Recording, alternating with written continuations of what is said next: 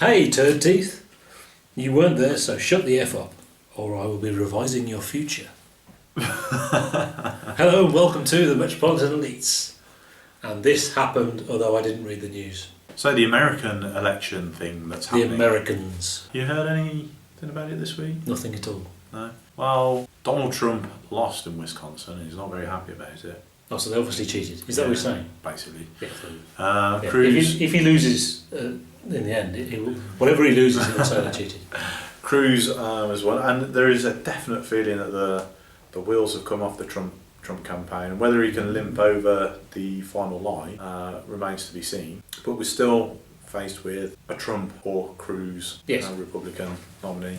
Isn't it enough? I mean, isn't it almost really that Trump has sabotaged the Republicans? And you know, on the one hand, that's never going to float with the floating voters. Yeah. Well, I've actually come to realise that this is probably the best thing that could happen for the GOP in America, because they're getting more. They've been drifting more and more extreme. Yeah. For years, and the candidates have been getting more and more ridiculous, yeah. And their policies have got more and more ridiculous. And maybe this is the kick in the balls that they need. Yeah. To sort themselves out. Maybe next time they'll have some sort of Blair. They will actually have a candidate that can challenge. Yeah. Challenge one of the Democrats, whoever that. But if you look at it like that, dark inevitability of Clinton. Why you say that, Kev? But is it inevitable? Well, not completely, but it would mean if Sanders won the nomination, he would probably win. He would almost definitely win. Yeah. It's sort of, he outpolls all Republican candidates much better than Hillary Clinton. And I mean, it seemed a couple of weeks ago that Hillary Clinton had assumed she'd sewn it up, but I mean, Sanders has won 6 of the last 7, is it? Yeah, he's still.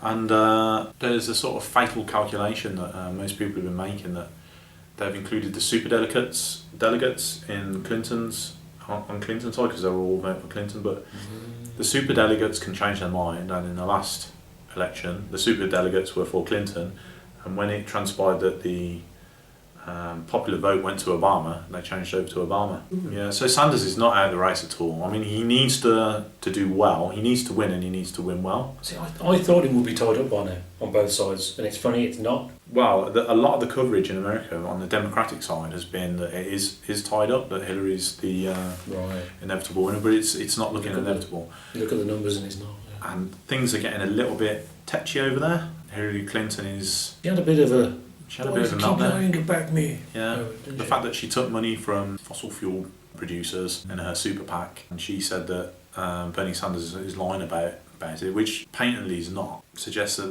they're a bit worried, and they're turning their focus on Bernie Sanders. She's refusing to debate him in New York, her own city, her own state, where she was. Because he would beat her. Because he would beat her. Yeah. Because the more people that hear Bernie Sanders' message will vote, and this is why I've sort of assessed. I mean, there's no doubt that I'm very pro Bernie Sanders. I think it would be a good thing for the world if Bernie Sanders wins the US presidential race. Hillary Clinton's whole campaign seems to be based on the assumption that people are stupid. So one of the things she lobs at Bernie Sanders is that he's weak on guns. You know, he's too pro guns because he comes from a rural area. Whereas in the last campaign against Obama, she was the strong one. She was pro guns. Too weak on guns. Yeah, you're really weak on guns. She keeps saying he doesn't have the qualifications. Is it? Yeah, the qualifications to be president. If there's like a GCSE in running the country or something like that. Yeah, you have to have a Spanish. And whereas she has, that's exactly the same thing she said about Barack Obama in the last campaign.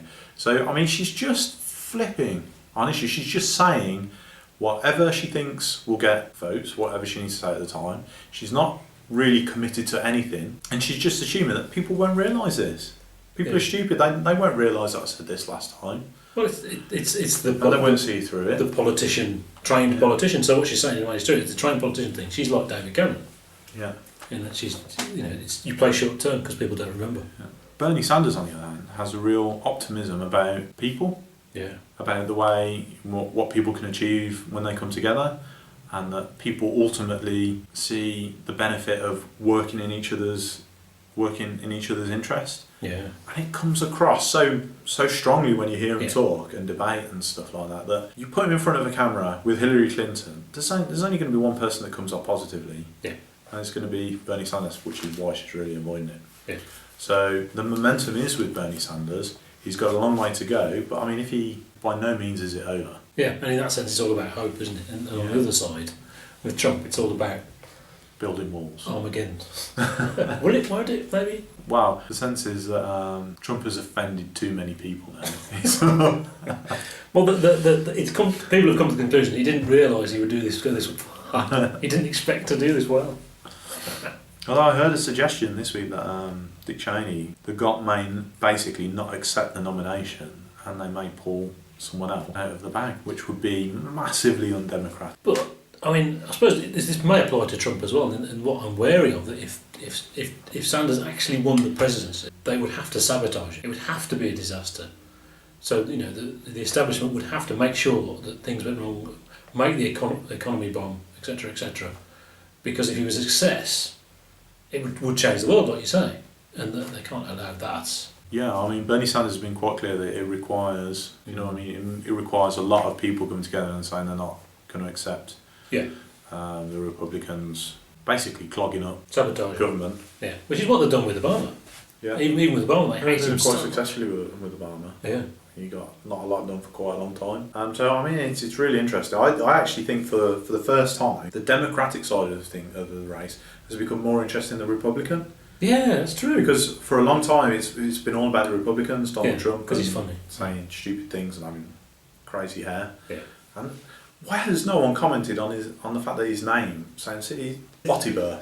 Yeah, it's like a cartoon. He's a cartoon, and but maybe that's a Reagan thing. After Watergate, a lot of it was about they need a cartoon character.